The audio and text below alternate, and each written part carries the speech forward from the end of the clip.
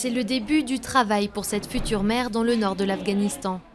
Les chances qu'elle et son enfant s'en sortent en bonne santé n'ont jamais été aussi élevées.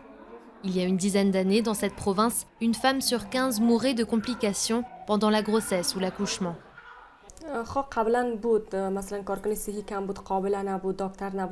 Avant, nous n'avions pas de médecins compétents, pas de sage-femme qualifiée, pas d'infrastructure, pas de clinique, aucun donateur.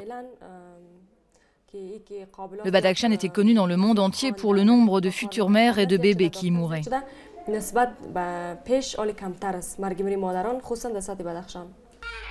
11 ans de dépenses internationales plus tard, la mortalité maternelle dans le pays a été divisée par 5. En 2002, il n'y avait que 4 sages-femmes pour toute la province. Il y en a désormais dans les 28 districts. La raison de cette amélioration, un programme de formation gratuit pour les jeunes femmes de la région. Les stagiaires doivent s'engager à travailler pendant au moins 5 ans. Mon district est tellement loin qu'on l'appelle le toit du monde. Les gens là-bas n'ont accès à aucun soin médical. C'est pour ça que j'ai décidé de devenir sage-femme et de suivre cette formation, pour pouvoir servir ma communauté. Malgré ces progrès, il y a toujours des tragédies dans cette région lointaine et montagneuse. La plupart sont dues aux mauvaises infrastructures routières et parfois, certains maris interdisent à leurs femmes de se rendre dans une clinique.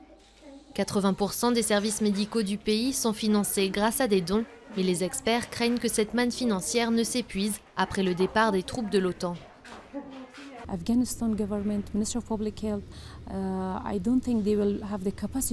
Je ne pense pas que le gouvernement afghan et le ministère de la Santé auront les ressources nécessaires après 2014 pour continuer à faire tourner les établissements et les services de santé qu'il y a en ce moment.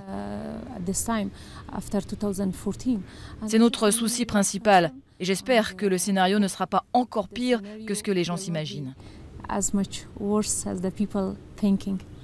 La communauté internationale s'est engagée à continuer à fournir une aide financière jusqu'en 2015. Mais sans un soutien de plus long terme, la prochaine génération d'Afghanes n'aura peut-être plus accès à la même qualité de soins que leur mère.